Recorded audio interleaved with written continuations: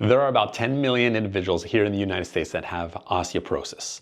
44 million have osteopenia. And then there are many other bone weak conditions such as osteomalacia, rickets. So it's very important that you watch the entire video to understand what you can do to ensure you have strong bones and what proper nutrition you can provide your own body to start to heal and rebuild a stronger skeleton.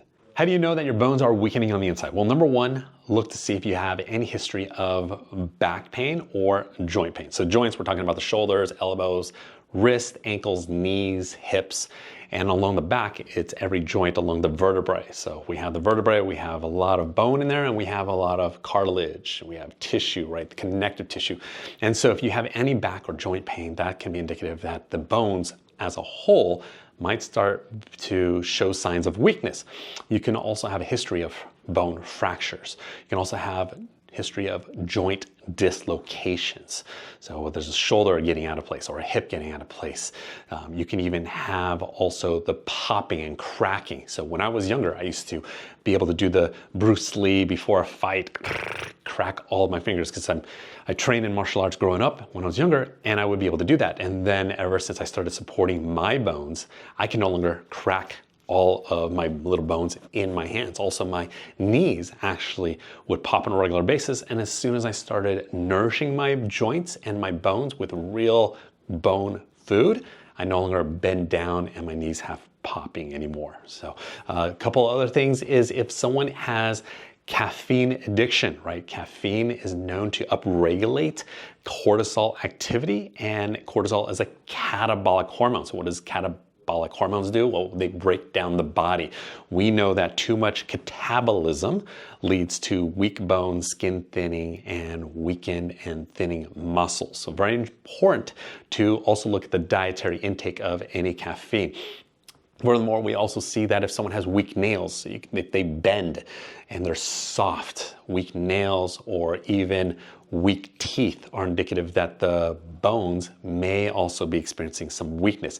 If you also wanted to wiggle your teeth, if you can wiggle your teeth, it means that the jawbone is not properly nourished. Now, we discussed how gravity in our clinic, we mentioned that gravity actually pulls down the body and gives the muscles stimulation to actually start to rebuild and regenerate. This is why the aspect of weight-bearing exercise can be beneficial for healthy bones.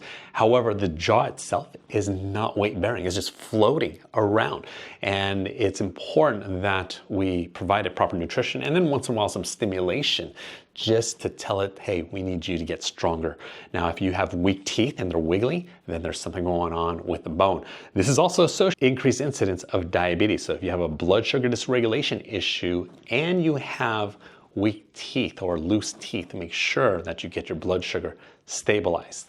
So here's some actions you can take. Number one is engage in weight-bearing exercise. We know that as you are standing, as you're carrying weights, the bones are being told we need to hold and support this additional weight upward. So be sure to engage in regular weight-bearing exercise. Also want to engage in exercises that will help with your flexibility and stretching because the muscles are all connected to bones via tendons. By stretching the muscles and working them, then they will, via the tendons, start to pull on bones, and the bones get that stimulation to actually then stay strong, rebuild, and help maintain a healthy skeleton. Number two, increase your consumption of protein. We are supposed to consume 0.7 grams per pound of body weight. So if you are 100 pounds, let's say, then you need to consume a minimum of 70 grams of protein per day just to stave off conditions such as osteoporosis. Highly recommend that if you have been omitting breakfast or not consuming enough protein, that's the first area to start. So bone is made up of protein,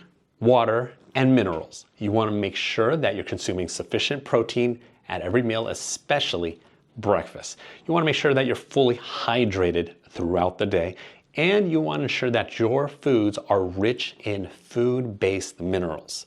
So calcium is important. However, there are many other minerals that get deposited into bone. Calcium is not the only mineral that gets into bone. So be sure that if you are supplementing with calcium, that you're not creating an imbalance between calcium and the other minerals that you should be acquiring from your diet. Lastly, also you want to avoid any alcohol, any caffeine, want to do whatever you can to maintain your hormone balance. And caffeine unfortunately tips the tail towards more catabolic hormone activity. Supplement-wise, I love the Bone Health Packets by Standard Process. It includes Calcifood, which I take every day. That is the reason why I no longer have the cracking in my hands and the cracking in my knees. And I've seen many clients also benefit from it. It is literally raw bone ground up to provide everything necessary to rebuild itself.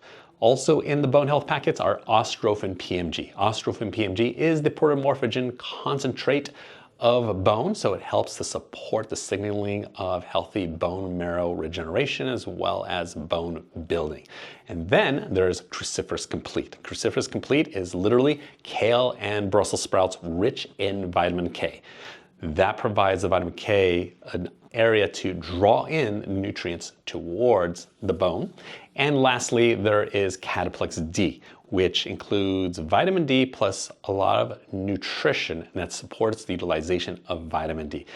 I also like the addition of desiccated spleen. So desiccated spleen is oftentimes required in our clinic when someone has challenges managing balanced calcium levels in the blood. There was a study, I'm going to show you here, the study was done on dogs where they removed the spleen and calcium levels just plummeted and dropped out of the bloodstream. And by the dogs being fed desiccated spleen, then the body was able to re-regulate calcium levels to normal. The parathyroids are also responsible for balancing calcium levels in the blood, so be sure that your parathyroid is healthy and you can work with your natural health practitioner on ensuring that.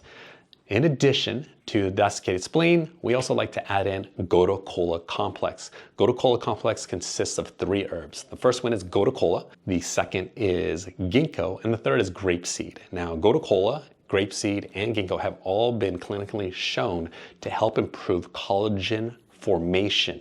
And so some individuals notice that their wrinkles also start to fade away when they're taking this formula because there's a lot of collagen protein within the skin. And then there's collagen protein within the bones. So literally we love to add in the Gotu Kola complex there. I take 2 a day. Also, Gotu Kola is a great herb for the nervous system. It's been known to support healthy regeneration of the nerve cells. So those recommendations are found below on the blog post here. We love that Bone Health Packet and adding in desiccated spleen with the Gotu Kola Complex. And if you have any questions about bone health, feel free to come visit us here at nhicenter.com anytime. And if you want to learn more about pickleball injuries and recovery support, be sure to watch the video here.